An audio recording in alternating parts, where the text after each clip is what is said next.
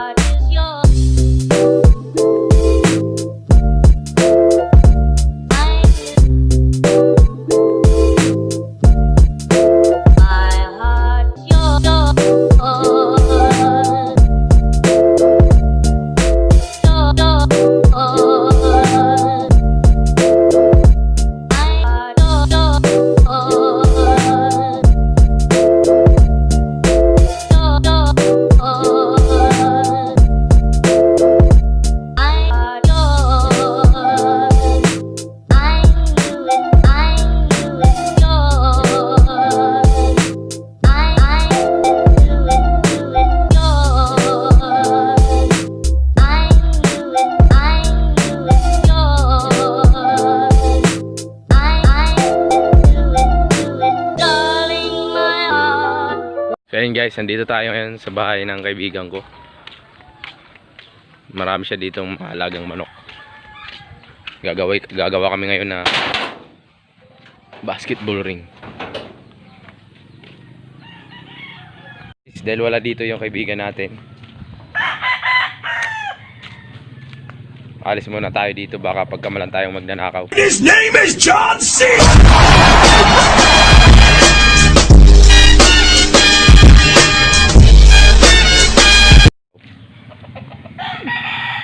So guys, andito na tayo sa bahay. Bumalik tayo kasi wala doon yung kaibigan ko.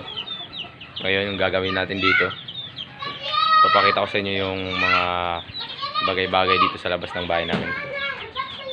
Mga walang kwentang bagay dito sa labas ng bahay namin. Tara guys.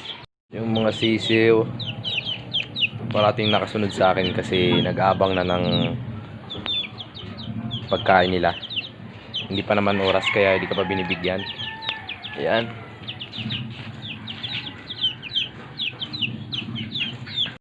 Meron kami dito balon na hindi na siya inigiban kasi madumi na. Pero linagyan ko to ng mga isda. Yan guys.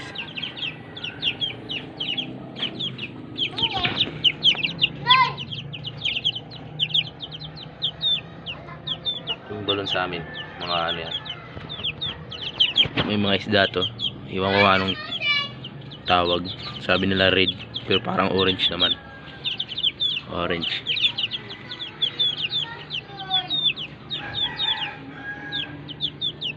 Ayan, orange ba guys? Hindi naman to gold. So yun guys, yun lang sa video natin ngayon. Mga lang ng kapaligiran namin dito yung nakita nyo. Hindi nga masyadong naikot ko yung lugar. Ilang party lang dito sa amin. Kaya guys, pasensya na sa video natin ngayon. Napakawalang kwenta ng video natin para may upload lang tayo. So guys, abangan nyo na lang yung next vlog ko. Kaya salamat po.